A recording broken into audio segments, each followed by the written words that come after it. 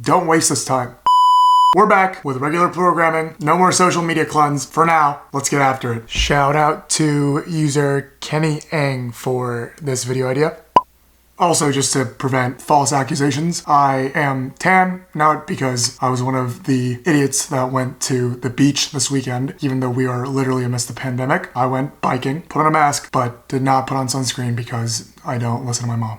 It sucks. Found out what aloe vera was yesterday. Investment banking career prep during a pandemic. As you guys can know by now from all my videos, most of what I say is things anyone can say. It just seems more credible because of my job. But these are some thoughts that I have, especially if you're preparing as a student for an investment banking career during these abnormal times. A couple things to do to better prep yourself for a career or feel like you're not wasting this time, which I think is actually important given that this is pretty valuable time. First and foremost, as you continue to network, remember that these are sensitive times. Regardless of how much your specific area or even the banker's specific area is affected by COVID, how much you care about COVID or they may care about COVID, we are amidst the pandemic. There are different business dynamics, different industry dynamics, different company dynamics that occur during any environments with special circumstances, and this is definitely no exception. So when you're on these calls or even on email, make sure you go in with the tone of, hey, I understand that this is going on right now, but I would love to discuss blank. Do not be discouraged if they don't reply right away or if they don't reply at all because they're probably dealing with their own work, prioritizing fire drills that are happening live because of the impacts that the coronavirus is having on their own job, on their own business. I touched on this briefly in the beginning of the video, but don't waste this time. I think for a lot of people, this time sucks, especially for extroverts, those that enjoy going outside, those that enjoy going to eat at restaurants. It is a pretty crappy time. However, it's also a non-excusable time to waste your time because technically speaking, with all that time that you would have spent out, you have it at home. So fill it. Do your technical prep, do your interview prep, look through the company website, but also give yourself some time to relax, balance things out, learn a new language, learn how to code, play the piano, go on walks. It's important to maximize this time and not just lay on your bed and watch TikToks all day because that's what I kind of did for a couple days. This one might sound stupid and it might be a bit stupid, but I think developing your Zoom/call presence is ever more important. We've always gone towards virtual meetings and virtual direction as a whole recently with technological innovation, but now more than ever, your ability to carry yourself in front of a camera, over the phone, on video calls is very important. I would almost go as far as to say, try practicing this. Turn on a webcam, turn on your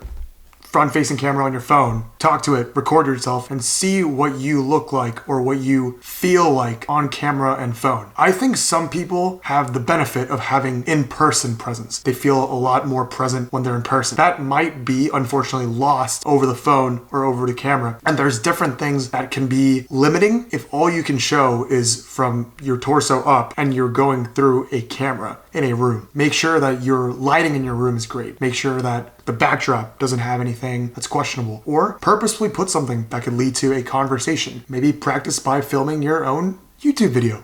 This tip is actually pretty useful. Not that all my other tips aren't useful, but much more practical than developing your Zoom presence. Be really up to date as much as possible with the various timelines and the shifts in timelines of recruitment cycles. Different banks are approaching this very differently, and I don't blame any bank for being not as communicative as expected because there's just so much uncertainty in the air. No one really knows anything. But as things become more clear, as state guidelines become more evident, as the end of lockdowns become more concrete, it's ever more so important for you to be aware when things are due, how things have changed, when they're reaching out to potential candidates, when they're opening up their application portal, if they have any through campus recruitment plans going on, they're cutting back on their classes. As much as you can, keep your eyes and ears open. Make sure you maintain those lines of contacts that you've had and be on top of any bits and pieces of information that you possibly can get a grasp of because it's going to help you. This is probably more relevant if you're going into capital markets or sales and trading as a whole, but make sure you understand somewhat and are following the news behind Corona, how it's affecting the economy, how different markets are responding differently, what's going on with the oil market, what is President Trump announcing today versus yesterday, how are policies changing, what is PPP, how do you qualify for a small small business loan. Obviously, you don't need to know detail by detail, but I can guarantee you that some interviewer is going to ask you, how do you think Corona is going to impact the market this year, next year, for your generation, so on and so forth. Make sure you have your Corona story down. And then finally, my typical inspirational speech at the end. And this time I'm going to take it seriously.